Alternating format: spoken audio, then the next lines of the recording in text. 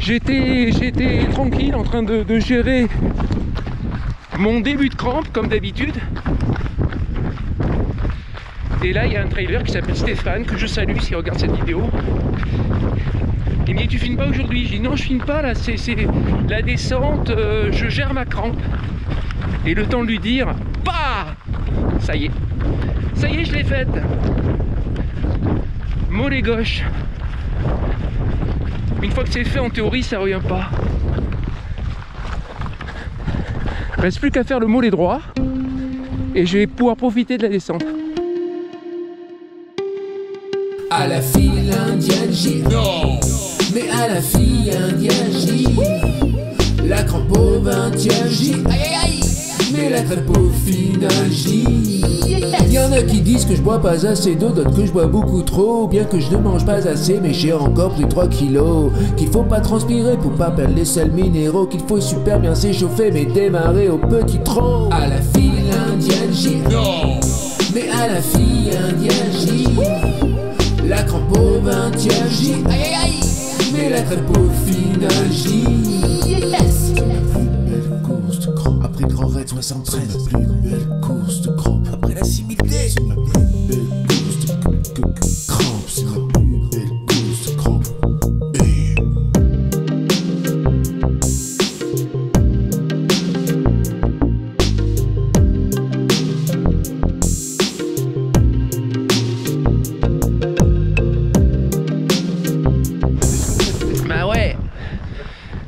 Nous sommes aujourd'hui à Bédouin, au pied du Mont Ventoux, côté sud.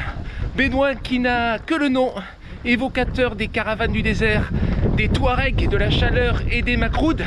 Car aujourd'hui il fait frais à Bédouin, le 12 mars.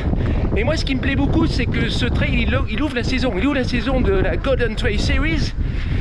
Il y a d'autres courses qui complètent cette série, puisque comme toute série, il en faut plusieurs. Il y a notamment la Maxi Race, le marathon du Mont Blanc, et d'autres dont j'ai oublié le nom. Je sais qu'il y avait Sierzinal fut un temps et The Gamma. Qu'en est-il? Je ne sais pas. Et puis ce qui me plaît, c'est que quand tu vas faire cette course, tu croises toute l'élite du trail, tous les gens qui comptent dans ce petit monde. Voilà. Alexia. Ah, Alexia. Coucou. Oh, quelle surprise. Ça va toi? Oui, moi ça va. Tu fais la course ou pas là? Tout à l'heure, je fais le 15 km, ouais. Tu fais le 15 km. Ouais. Et tu étais sur la Sainte-Baume.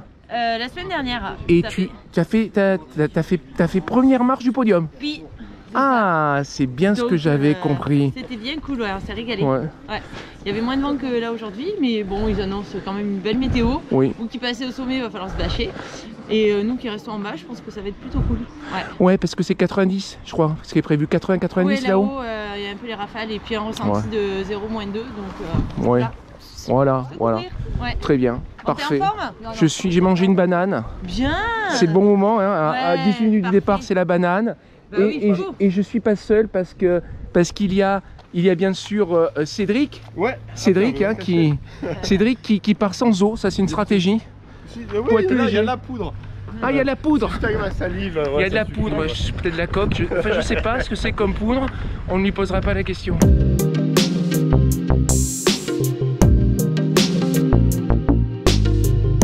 « 1893, ce qui doit en faire l'un des plus anciens urinoirs de France. »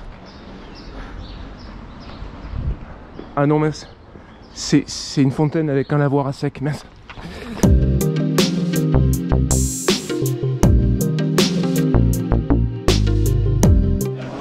Quand on fait une course, il faut toujours être très attentif au lot. Le lot de participation. Parce qu'évidemment, il peut aussi y avoir un lot finisher. Et aujourd'hui, nous avons droit à des boîtes en carton. Hein. Trail du Ventoux, magnifique. Ah, il y a quelque chose à l'intérieur. On peut faire un open. Un open box. Non, comment ça s'appelle? Open box. Ouais, un truc. Oh, c'est une bière. Je suis extrêmement surpris. Oh, alors ça c'est beaucoup plus... Ça c'est beau, c'est un verre. Avec lequel on peut boire autre chose que de la bière, bien entendu. Ça, oui. Et voilà. Ouais.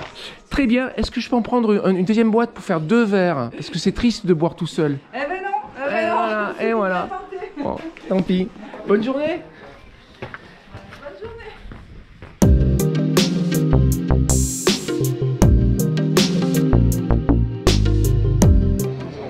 350 coureurs sur ce 46 Ventoux, origine.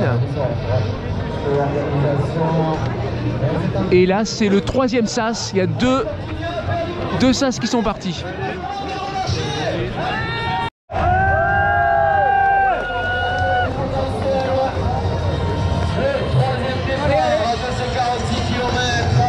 Avec Franck à droite et Benoît à gauche, des traverseurs des Alpilles. C'est ça. Voilà. Victorieux du trail de Glanum. Presque. Presque. Avec le gros canari en bleu. Avec le gros canari en bleu. C'est ça. Je sais pas ce que ça veut dire. Qui perd ses cartes SD. Ah, c'est moi le gros canari en bleu. Ça y est, j'ai compris, ça y est. Super. Ben voilà, un nouveau surnom. Nous sommes partis, c'est magnifique.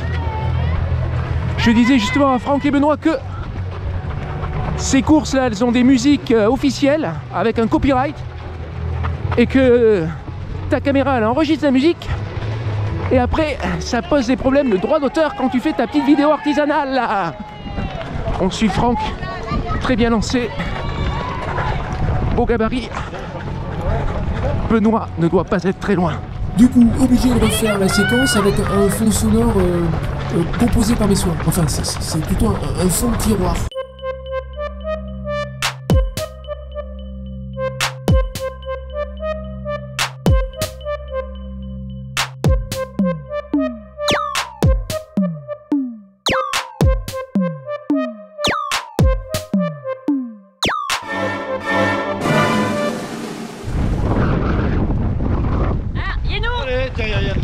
Nuages sur le Ventoux. Pour l'instant, on est bien. On est à l'abri du Mistral, mais les choses vont pas durer. On s'est pris quelques petites rafales déjà. Et je doute pas qu'on va se faire souffler au sommet. Sommet qui culmine à 1910 mètres. Et qui a été gravi pour la première fois par le poète Pétrarque. Oui, tout le monde connaît Pétrarque, hein. L'auteur du Canzoniere, l'un des premiers poèmes, recueils de poèmes amoureux, qui sera abondamment imité en France par Dubélé tout d'abord, avec l'Olive, et Ronsard, avec les amours de Marie, les amours de Cassandre, les amours d'Hélène, et je sais plus, la 4e, j'ai oublié. Alors Pétrarque a gravi ce sommet le 23 avril 1936. C'est pour ça que lorsque je présentais le programme, j'avais donné comme indice Pétrarque. Il y en a qui ont trouvé. Voilà.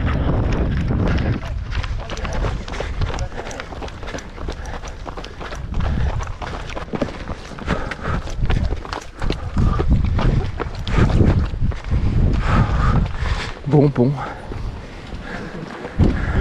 Très beau point de vue.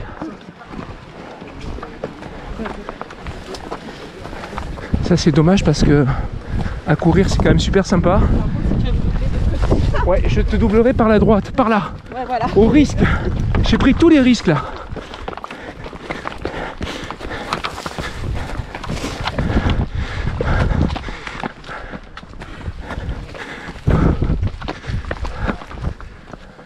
Le Ventoux à droite. Il a un nuage sur la tête. Alors il y a un dicton qui dit que... Oh purée mince, quelle horreur. Voilà, là on est dans l'horreur du trail.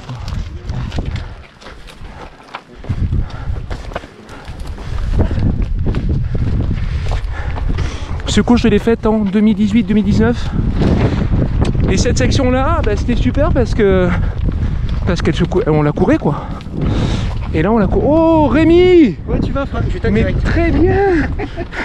Très bien! Rémi! Alors, Qu'est-ce que tu penses toi des bouchons? eh ben, T'es pour ou contre? Ben écoute, en habitant en province, on n'est pas habitué. On n'est pas Je habitué. viendrais de la région parisienne, je serais habitué, mais bon. Alors tu sais, toi tu connais tout toi. Il y a un dicton, regarde le Ventoux, il a un nuage sur la tête. C'est quoi le dicton provençal? Mon Ventoux, le chapeau. Ah, je sais pas. Tu connais pas ça? Non, je sais que c'est les vents, tous les vents. Et après, je sais sais pas. Alors Ventoux, c'est pas tous les vents. Non. Non. Ventoux, comme je l'ai dit dans la vidéo du trail de la Sainte-Victoire, Ouais. ça vient de Vintour. Vintour, la Sainte-Victoire était aussi appelée Ventour. D'accord. En celte, vint, ça veut dire hauteur, et tour de loin, la hauteur qu'on voit de loin. Oui. Et c'est sûr que le Ventoux, Alors là, je viens de me rappeler. on le voit de très loin. Ça s'appelle un effet de fun. Ouais, c'est un effet de fun. Ouais. Mais moi, je veux le dicton. Caro ventor, a su capeu, se prepara, proraleu. Bon, je suis pas très sûr de la prononciation, désolé. Même un drone. Ouais. Ah, c'est le tien? Non, non. Ouais, ça va, tiens. Ouais. Bravo pour... Bravo pour La Transgrande Canaria. La Transgrande Canaria, il y a de ça exactement 15 jours. 128 bornes, 7000 sur l'île de Grande Canarie. Bon alors, belle surprise, je viens de rencontrer les femmes. Ouais, d'accord.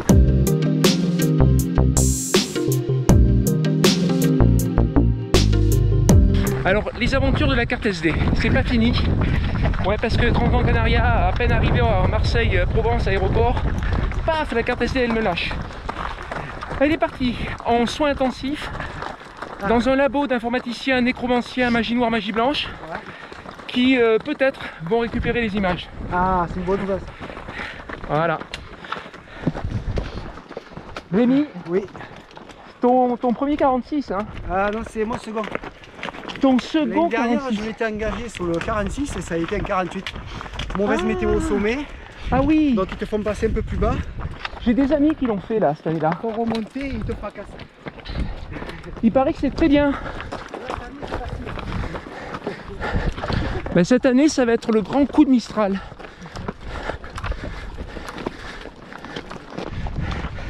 Avec Jean, number 48. Je suis comme ça, tu regardes un certain anonymat. C'est ça. Voilà, qui me disait que parfois je le faisais rire, mais pas tout le temps. Et qu'on pratiquait un sport empreint de liberté et de plein de monde. C'est ça, parce que je disais que j'avais un tout petit peu souffert de cette queue leu tout à l'heure, où il faut doubler, t'es pas dans ton rythme, bon c'est horrible quoi, horrible.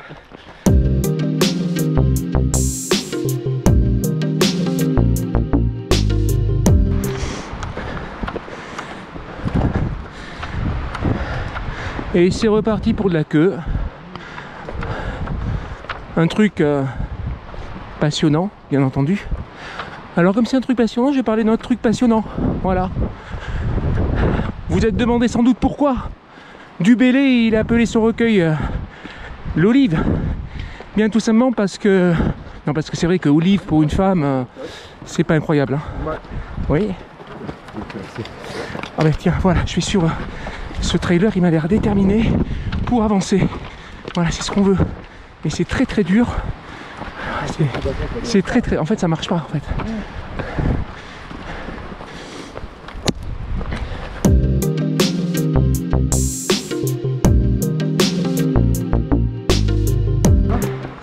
Pourquoi Du Bellay a-t-il appelé son recueil l'Olive? Ça m'intéresse énormément de le dire. Alors, c'est vrai que l'olive pour une femme, c'est pas non plus un... ça fait pas rêver quoi comme prénom. Mais bon, l'olive parce que l'olivier, Athéna, voilà. Selon le modèle de Pétrarque, je vous rappelle, le premier à avoir fait l'ascension du Ventoux, qui avait appelé la femme qui chantait dans son recueil Laure, parce que Laure, le laurier Apollon, lieu de la poésie. Voilà. Belle vue du côté d'Avignon. En bas, les gorges du Toulorenc sont des gorges qui proposent une magnifique randonnée aquatique. Enfin bon, vu ce qu'il y avait comme eau à Bédouin, il se peut qu'il n'y en ait pas beaucoup pour faire la rando aquatique cet été dans les gorges du Toulorenc. Et cette dépression du Toulorenc sépare le Ventoux de Buis-les-Baronnies. On n'est pas arrivé au premier ravito et déjà le premier conseil s'impose. Si jamais vous faites cette course, Il y a 3 sas. On n'est pas rentré en fonction de l'indice Citra. Donc, allez dans le premier sas. C'est vrai, il a raison. Là, c'est infernal. Ça me rappelle une vidéo de Vincent Gaudin qui fait la Maxi Race. Or, la Maxi Race fait aussi partie du Golden Trail Series. Ah mais tu peux doubler aussi hein. J'ai fait que ça depuis tout à l'heure. Ouais mais là tu peux encore hein. Ah mais je peux encore, mais j'en ai marre de gêner les autres coureurs. Ah mais tu gênes pas. Oh, un peu quand même. Tu vas avoir de la marque après.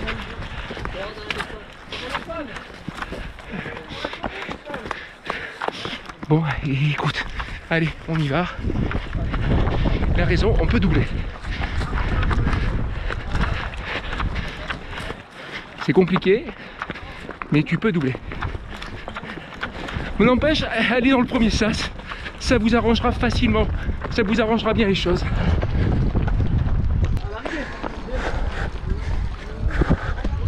Premier ravito.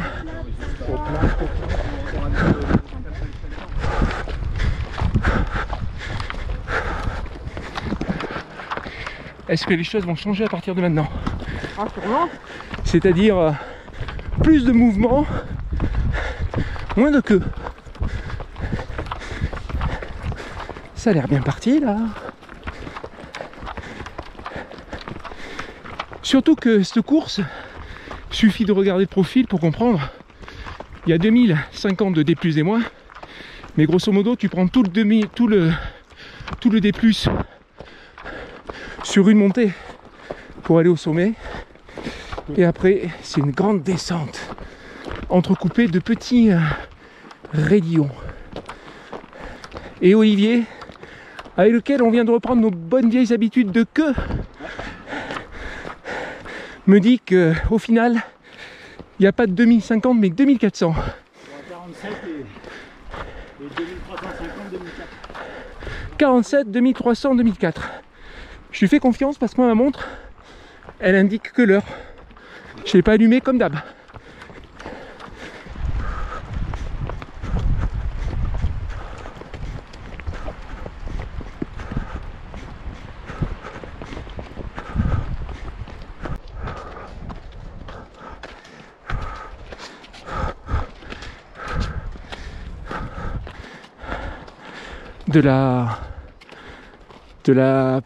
C'est entre la neige et la glace.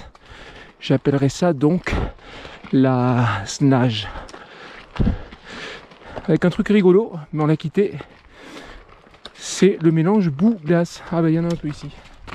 Bon, ça c'est amusant.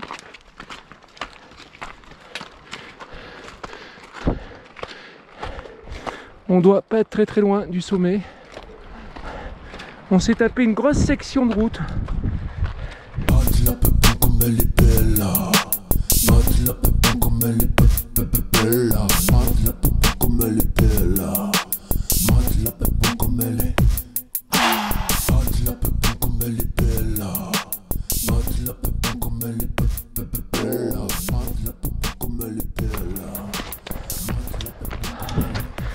Rien du tout en comparaison de ce qu'il y avait il y a quelques années.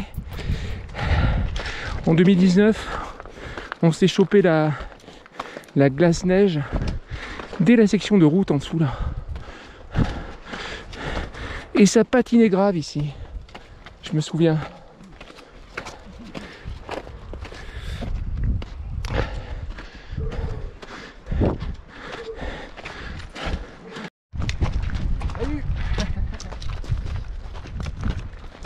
Oh là, oh là!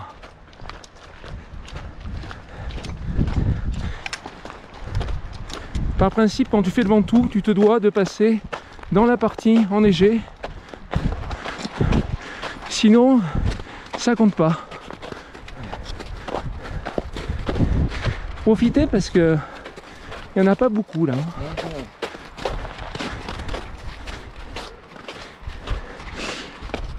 Alors ces petites Under Armour,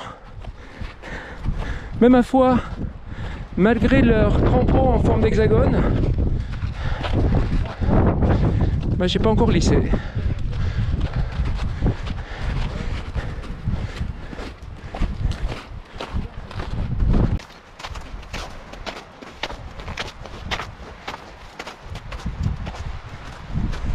Et là en point de mire, le sommet avec l'antenne.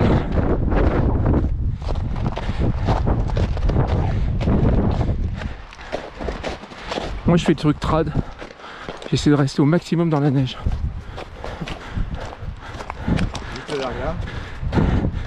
Et en plus c'est vrai, quand t'es dans la neige, t'évites le verglas.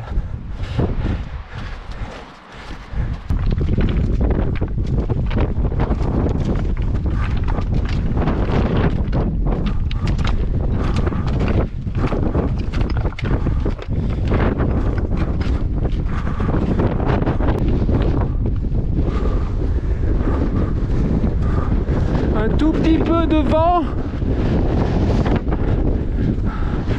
à l'approche du sommet.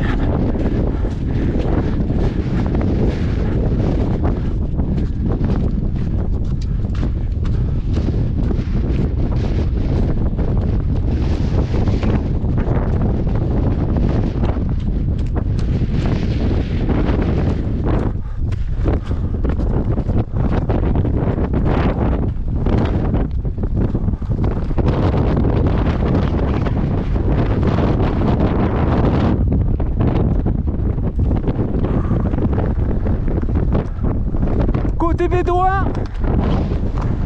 côté Pille-Baronnie, très belle chapelle.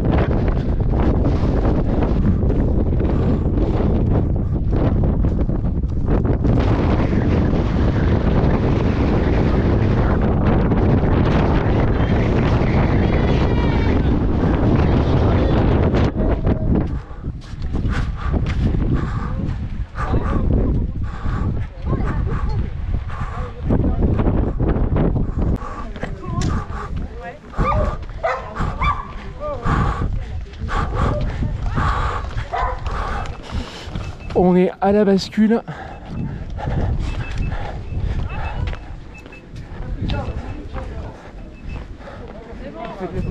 Allez.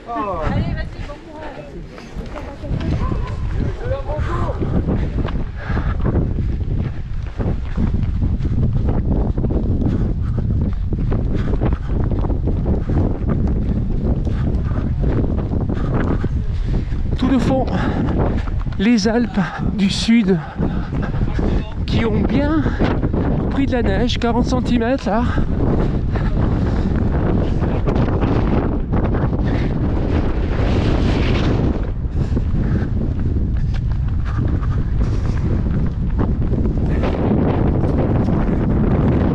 On va partir tout doux dans la descente.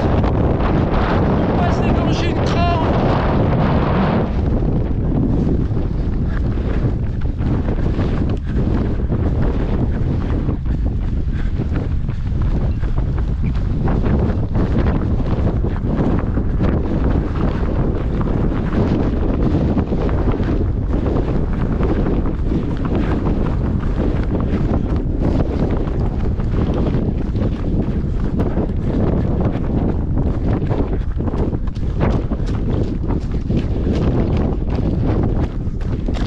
Quelques petits piliers de part et d'autre.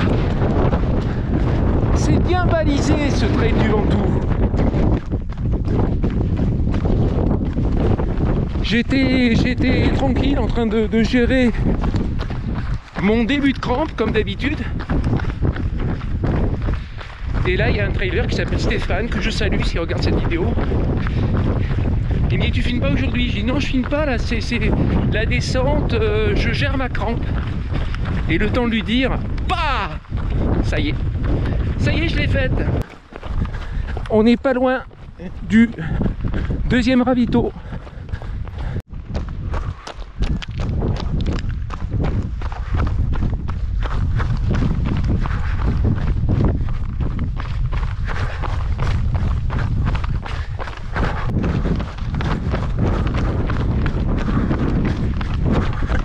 Ah, une fois que la crampe est faite, hein, c'est bon, on peut lâcher. Mais il faut passer par la crampe. Alors, s'il y a des trailers qui ont le même problème que moi, et si vous avez trouvé une solution, donc si vous avez plus de problème, dites-moi quel est le secret. Je veux le connaître.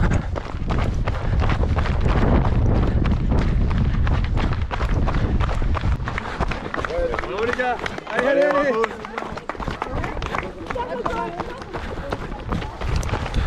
Droite, gauche, droite, gauche, droite, gauche, gauche.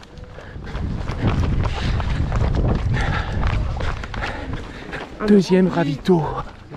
Ce deuxième ravito est uniquement en liquide. C'est que de l'eau. Mais je précise, c'est de la Mont Blanc quand même.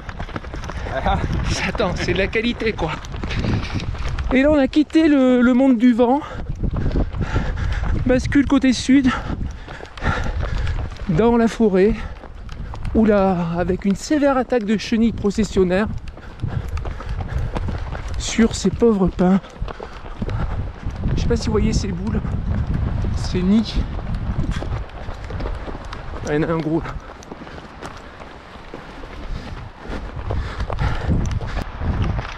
Du coup, comme il n'y avait pas de solide, je vais manger l'un de mes derniers Fouix. Je vais essayer de l'apprécier. Surtout que je sens que le mollet gauche il commence à en retirer.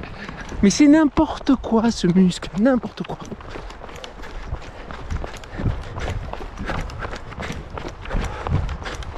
Ouf, putain, ça va recramper, merde.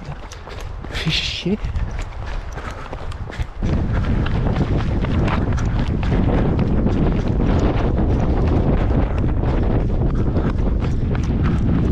Très belle courbe dans laquelle on descend et qu'on va longer. Ah, putain, on est droit ou ischio gauche. Oh putain. Ah, ça y est, j'en ai une autre. La chiennerie. Après grand raid 73, après la civilité. Et on continue le 46 du Ventoux avec 2 jambes en bois de cagette. Bon, les 2 ischios, le mollet gauche, il y en a encore beaucoup des muscles dans les jambes qui pourraient cramper.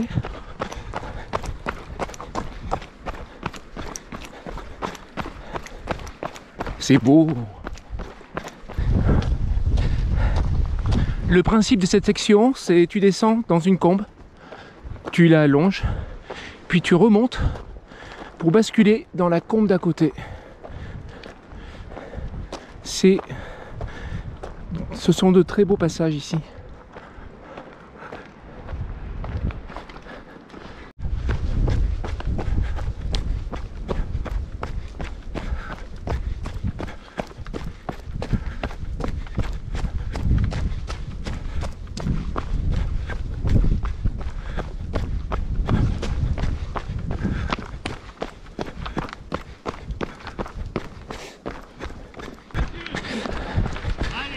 Ça ressemble à un ravito. Bravo à tous. Bravo, bravo.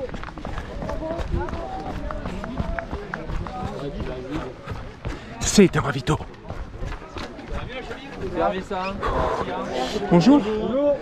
Au plateau gazeuse.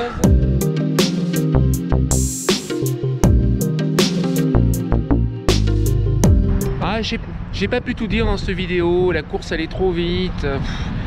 Je voulais vous parler du Comtat Vénessin, vous expliquer l'histoire du Comtat Vénessin en quelques mots, puisque le Mont Ventoux, Bédouin, Carpentras, Avignon, tout ça, ça faisait partie du Comtat Vénessin. Le Comtat Vénessin, c'est une partie du sud-est de la France actuelle, qui a été vendue à la papauté en 1274. Ici, on était chez le pape. Et le pape, il prélevait l'impôt sur son Comtat Vénessin. Sauf que ça n'a pas plu au roi de France, à Philippe le Bel. Alors Philippe le Bel, il a fait comprendre, parce que Boniface VIII était à Rome, il lui a dit eh gars, l'impôt il reste en France. Ouais, parce que Philippe le Bel, c'est un roi il avait beaucoup de problèmes d'argent. D'ailleurs, c'est lui qui a éradiqué l'ordre du Temple, les Templiers. Et ouais, c'est lui. Pourquoi ben, pour ramasser la monnaie. Et Boniface VIII, le pape, lui, il voulait son fric. Alors il a dit à Philippe le Bel, si tu continues à me... si tu continues, eh bien je vais t'excommunier, gars. Philippe le Bel, il a mal pris. il a envoyé un émissaire qui deviendra son garde des Sceaux jusqu'à Rome, enfin un village à côté de Rome où le pape était en résidence d'été, d'hiver, je ne sais trop. Et le gars, il a chopé le pape, il lui a dit, gars, maintenant faut obéir à Philippe le Bel, sinon l'autre lui dit, écoute, voici ma tête, voici mon cou, je suis pape, je mourrai pape. Bon, les Français ont été chassés de ce village près de Rome, là, Agnani. Et le pape, il est rentré à Rome et comme c'était un mec bien, il est mort, je crois, 11 mois après. Ça a arrangé Philippe, Il y a un nouveau pape, Benoît XI, qui a enlevé la menace d'excommunication. Mais ce nouveau pape, il est mort aussi un an après. Ouais, c'est des gars fragiles, les papes. Lui, il est mort, paraît-il, enfin c'est ce que dit Jean Favier, l'éminent historien. Il est mort d'une indigestion de figues fraîches. C'est des mecs fragiles, Ils auraient jamais, un pape ne réussirait même pas un trail court, même pas. Je pense qu'il meurt dès le 3e kilomètre, ça c'est sûr. Hein. Faut élire un nouveau pape du coup, ça sera Clément VI. Et Clément VI, il va pas retourner à Rome, c'est un Français. Il va pas retourner à Rome, c'est trop dangereux. Et il va s'installer dans le comtat vénétien. Alors c'est pas le premier qui va s'établir à Avignon, ça sera un peu plus tard. Mais voilà. Et pendant, je crois, pendant quasiment un siècle, il va y avoir des papes en France. Enfin, dans le comtat vénétien. Cette histoire, elle a fini en eau de boudin. Parce qu'à partir du 8e et 9e, là, il y a eu le schisme d'Occident. C'est-à-dire qu'à Rome, ils ont proposé un pape aussi. Et pendant quelques années, il y a eu des papes à Rome et des papes en Avignon. C'est la double papauté. Même triple, parce qu'il y a eu un pape aussi à Pisa. Il y a eu trois papes. Déjà qu'avec un, tu sais pas très bien quoi en faire. Alors trois, t'imagines trois qui se mettent sur la gueule en plus. Bon. C'est comme ça. Mais comme toutes les belles histoires ont une fin, ce comtat vénétien est retourné à la France 2 ans après la Révolution, en 1791. Basta così la papauté.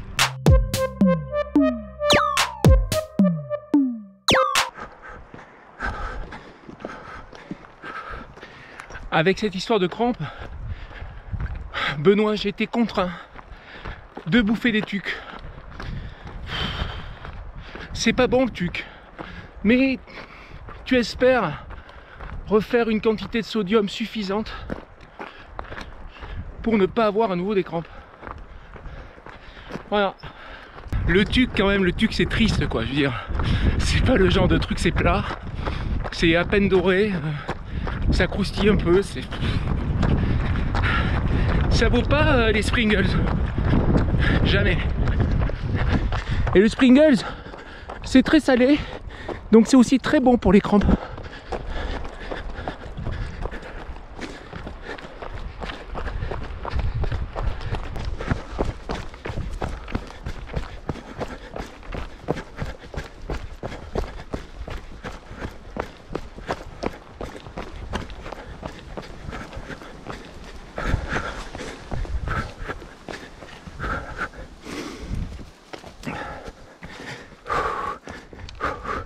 Toujours le petit rayon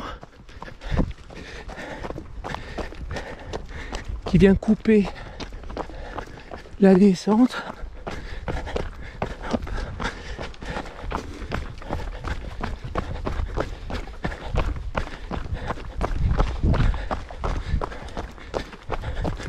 Hop.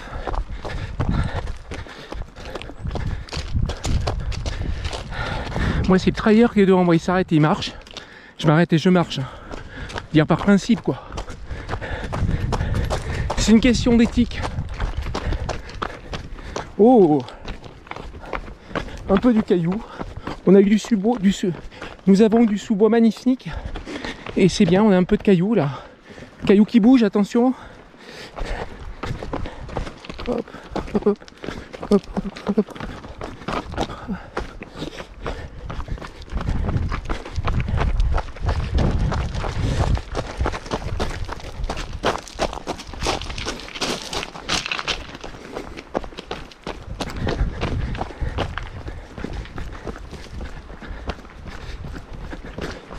Oh, c'est admirable, c'est admirable.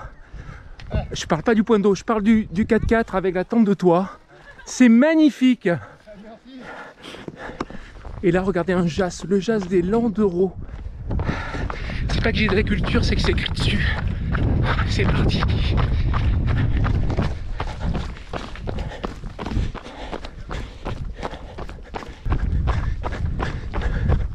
J'aime bien filmer les jas. Oh, il y a même un puits là. Non, c'est une citerne. Vu la forme.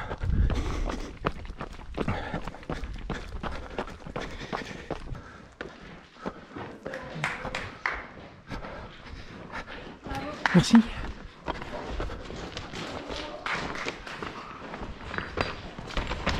Oh, comme c'est beau ce que j'ai fait. Je me suis rattrapé, dis donc. Allez, 360 degrés, c'est toujours un risque.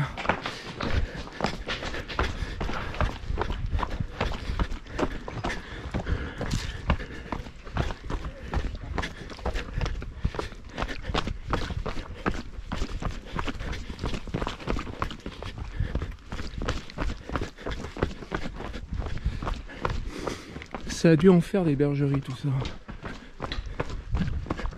Avec ce mur là. Pour embarquer les troupeaux.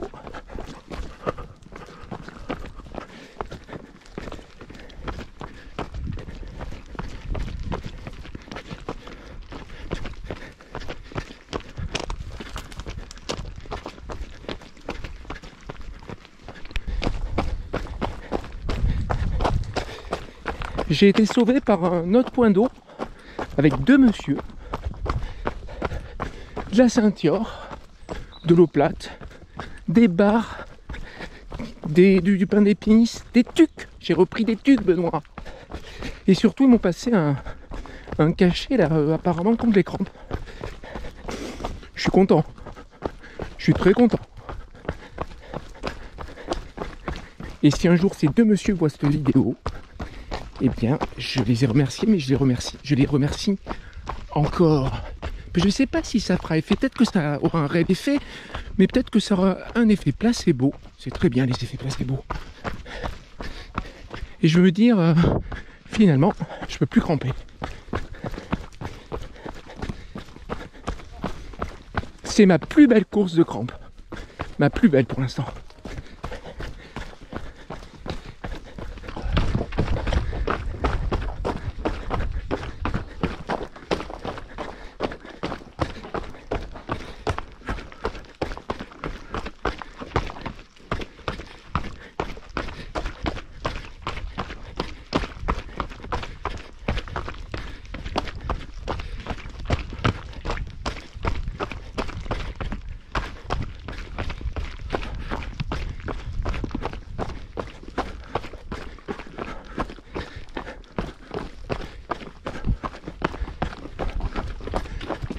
Merci.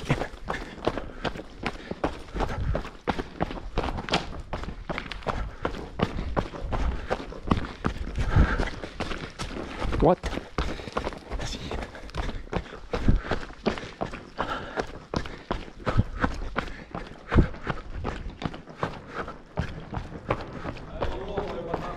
Oh, merci.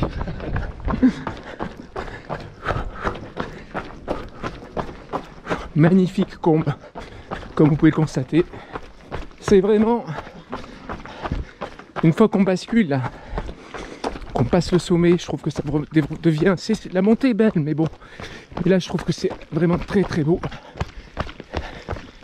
Tout ce retour sur Bédouin, de combe en combe. Je vais passer à droite. Merci.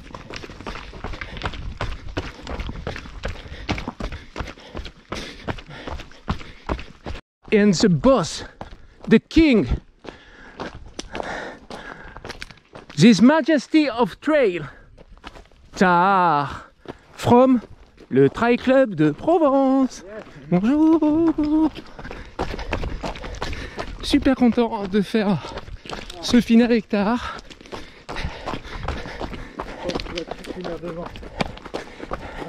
Ah, il faut que tu t'accroches là. Tu me suis sur la petite pente Et après, il faut que tu me tires sur le plat, toi. Toi, t'es un coureur. T'es un coureur T'es un sprinter, toi. Coureur du samedi. Après, il y a le coureur du dimanche. Spécial dédicace à Seb du runner du dimanche. C'est où, Bédouin? C'est là. C'est par là. Non. C'est là. Le principe, après avoir descendu la combe, tu remontes pour descendre une autre combe.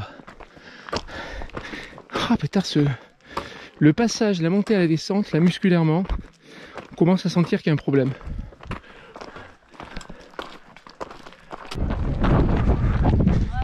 Merci. Ça se termine par une petite surprise. Une surprise du chef. Merci. Merci.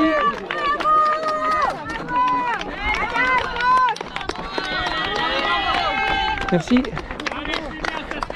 Allez, tiens à droite, c'est pas long, allez. Ça pourrait finir par là, mais non. On se prend un petit raidillard.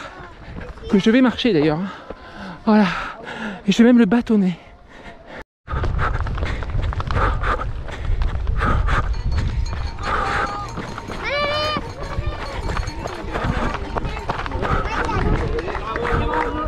Merci.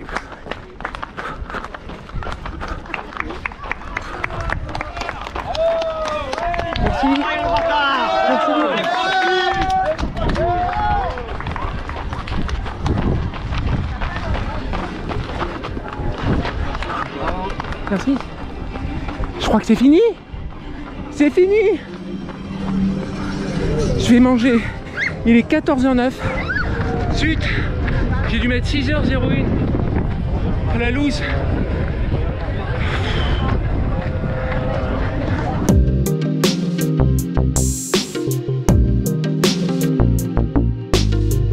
Les gars du Trail Club sont des bons vivants, quoi.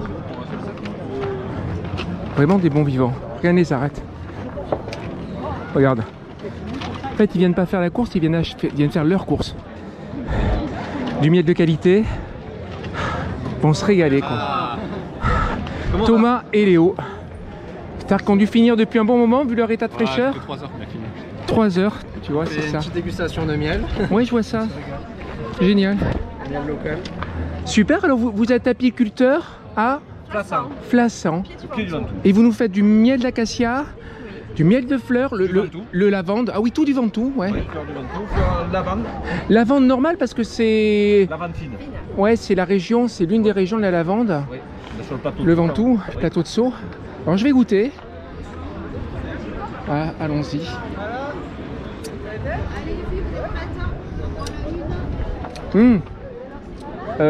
Tout compte fait, je vais vous prendre 4 pots.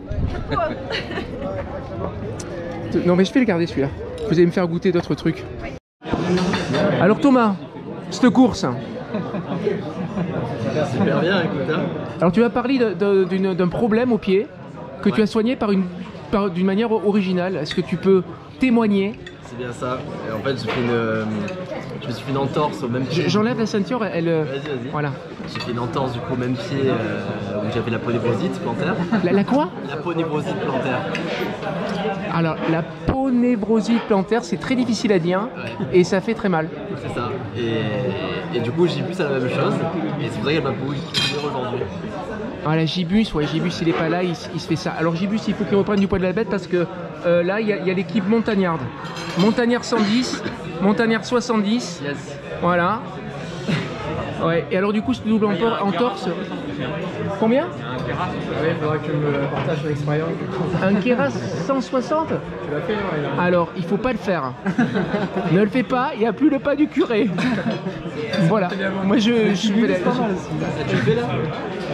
Alors, je tenais à vous dire qu'il s'est fait cette double entorse lors d'une descente extrême. Je crois que tu as descendu le Mont Cervin. C'est ça. Voilà. En sautant un filet de tennis. Exactement. J'adore ces histoires, c'est magnifique.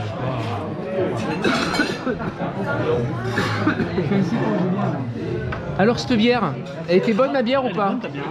Elle est meilleure que la vôtre ou pas? Ouais. Ça va et toi? Bon, tard. Tu as battu ton record là. Ton RP. Je me suis mis 40 minutes, 45 minutes à moi-même. 45 minutes, il s'est mis à lui-même. À celui que tu étais. À celui que j'étais. C'est Moi-même du passé. oh, c'est magnifique. Alors que pour ma part, je crois que celui du passé m'a mis 20 ou 40 minutes. Ouais. Il était plus jeune, il était plus fort. Il était peut-être qu'il s'entraînait jadis, je sais pas.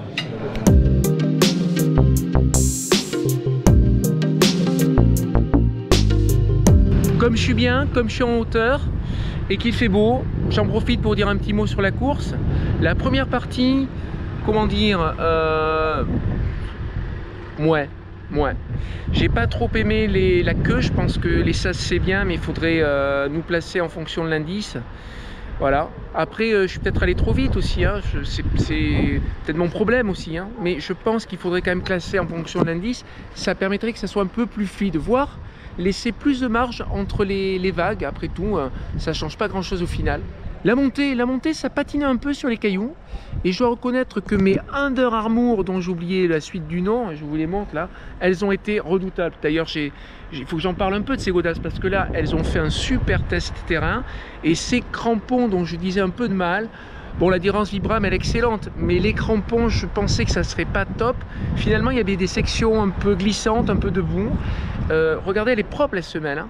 Elle a très bien évacué toutes les saletés.